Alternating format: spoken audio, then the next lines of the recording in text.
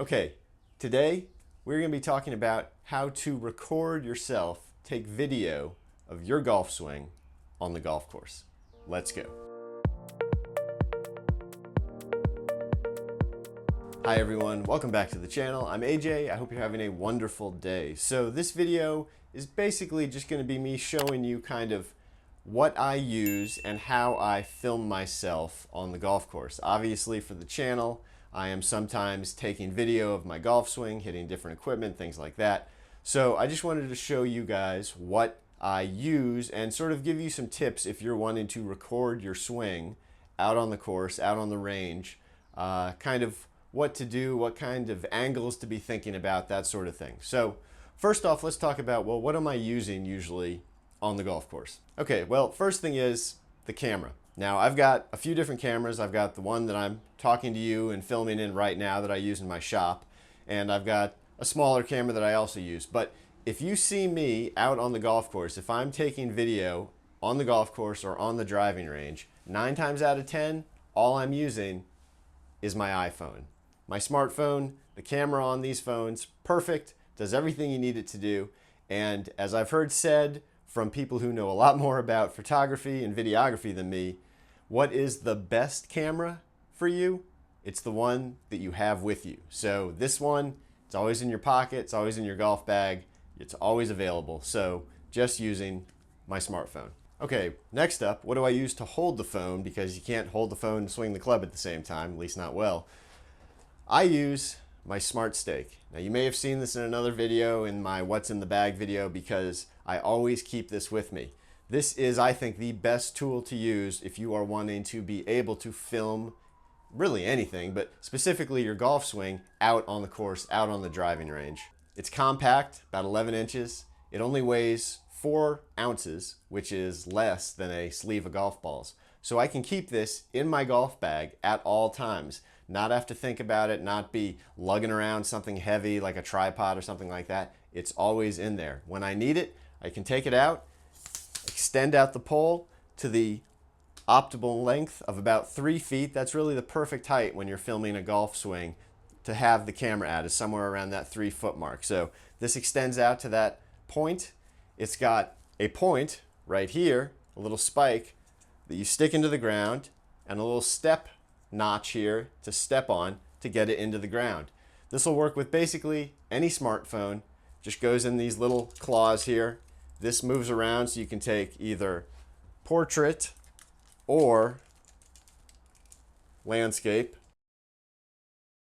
Okay, now full disclosure, these Smartstakes actually invented by me. A couple of years ago, I did all the sort of design work, the idea for it, got all the pieces sourced, and did an initial run of 1,000 pieces. So I have about 900 of these left, and I am now selling them on the website smartstake.com. So if you're interested in being able to either film your own golf swing, or you're just looking for a way to sort of support me and the channel, call this my GoFundMe page basically, because all the money that I'm gonna make from these Smartstakes, I'm gonna be putting directly into the new Elite Fit Golf fitting studio repair shop business. So again, if you're interested in one of these little guys, you can go to smartstake.com and you can buy one. And like I said, there's only about 900 I have left, so it is a definitely a limited run. Okay, you've got your camera, you've got your Smartstake hopefully to hold your camera. Next question is, well, where do you position the camera? How do you position the camera when you are wanting to film your golf swing? And this is basically, in my opinion, going to come down to either one of 2 categories. Are you wanting to film your golf swing to just sort of have vacation footage, as I call it, or are you wanting more instructional footage?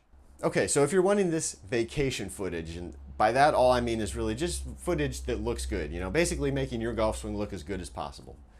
The angle you're going to want to use there is usually about 45 degrees, between 30 and 45 degrees off of your down the line view. So basically, if you've got your target line at 0, you're going to shift the camera over just a little bit, 30 to 45 degrees, to get sort of a diagonal view.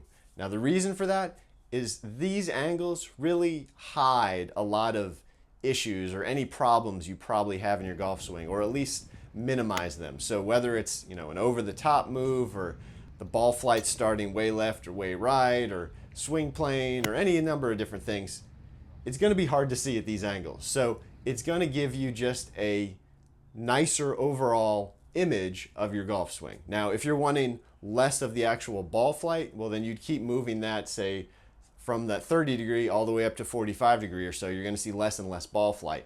If you're wanting more ball flight, obviously you'd bring the camera back to more in that 30 degree or even 20 degree range so you can see the ball flight. You're going to be able to see the ball flying. You're not necessarily going to be able to tell where it's going, but you're going to be able to see it more. Now, if you're wanting to record your swing to actually analyze your swing and see what you're doing, have a better idea what your golf swing is actually looking like, because let's face it, what you think you're doing in your golf swing and what's actually happening in your golf swing, pretty much never the same thing. So if that's what you're trying to do and really kind of look at where you can improve things, well, then you're going to be wanting two separate angles. The first one, down the line. Down the line is going to give you a ton of information from your setup and your alignment, making sure your feet, your hips, your shoulders, all of that are in line, to initial ball flight. So based off of that initial alignment, where's the ball flying against that, to where your swing path is. Is it over the top? Is it coming from the inside? Another issue for a lot of golfers, including myself, is are you sort of popping out of the shot as you come into it at impact? Your shoulders come up and out of the shot, your swing path goes a little bit wonky, and all of a sudden you can hit low duck hooks or high slices just as easily, and it's kind of a mess. So that is always something I'm working on, is trying to make sure I cover the ball. And it's hard to tell if you're covering the ball just hitting balls, but if you're recording it, and again, down the line is a great view for this because you can see exactly what your shoulders are doing, it's going to be really helpful. So down the line, number one angle, definitely something you want to use. The second angle, just as important, is the face-on angle. And this is not at any sort of 45 degree. This is 90 degrees. This is just face-on like this when you're getting ready to hit and hitting your shots. This is going to be really important for two things, I think. First one's going to be ball position, where the ball is positioned in your setup. And secondly is going to be impact position. Specifically, where are your hands in relation to the ball at impact? This is, again, something I'm always sort of working on trying to get better with, is making sure that my hands are always in front of the ball at impact.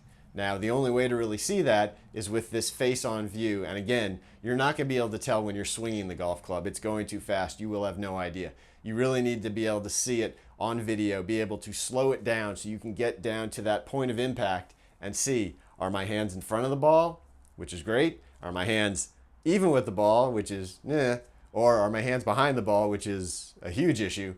So that front-on view is going to give you that information. So those are my main suggestions on where to position the camera when you are hitting golf balls. Now, we didn't even talk about things like you can change, obviously, the height. And if you wanted to, you could take your Smartstake, stick it in the ground, not at full length, but collapse it down, all the way down, get that low angle shot, and really get some interesting footage of just sort of club head ball contact. Again, this isn't going to be very good for instructional use in most cases, unless we're talking about the putter maybe, but it's going to give you some cool, interesting footage if you're trying to mix something in and make sort of a little montage of video. Again, sort of that vacation footage idea. So just another idea.